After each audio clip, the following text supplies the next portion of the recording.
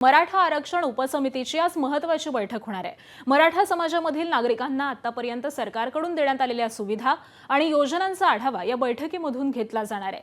त्याबरोबरच मराठा कुणबी नोंदी आणि कुणबी प्रमाणपत्र देण्याच्या प्रक्रियेची सद्यस्थिती, आतापर्यंत झालेली कार्यवाही आणि प्रलंबित प्रकरणांबाबत देखील या बैठकीमधून आढावा घेतला जाईल। मनोज जरांगे पाटील यांनी पुन्हा एकदा उपोषण सुरू करण्याची घोषणा केली आहे। मनोज जरांगे पाटील यांच्या प्रस्तावित उपोषणाच्या पार्श्वभूमीवरती सरकारकडून पुढील कोणती भूमिका घेतली जाते हे बघणं आता महत्त्वाचं आहे। तर मराठा आरक्षण उपसमितीची आज महत्त्वाची अशी बैठक आयोजित करण्यात आलेली आहे। मनोज जरांगे पाटील हे सध्या पश्चिम महाराष्ट्राच्या दौऱ्यावरती आहेत आणि पुन्हा एकदा त्यांनी उपोषणाचा इशारा दिलेला आहे। त्यामुळे याच उपोषण करण्याची घोषणा मनोज जरांगेंनी केल्यानंतर आता सरकारी पातळीवरती देखील बैठकांचं सत्र सुरू झालेलं आहे।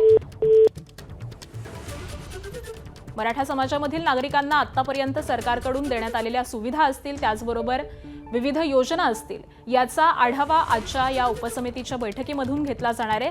त्याचबरोबर मराठा कुणबी नोंदी आणि कुणबी प्रमाणपत्र देण्याच्या प्रक्रियेची सद्यस्थिती नेमकी काय आहे, आतापर्यंत नेमकी किती कार्यवाही झालेली आहे, त्याचबरोबर प्रलंबित जी प्रकरणं आहेत याबाबत देखील या उपसमितीच्या बैठकीमधून आज आढावा घेतला जाणार आहे, अशी माहिती कळतेय। एबीपी माझा, उघडा डोळे बघा नीट।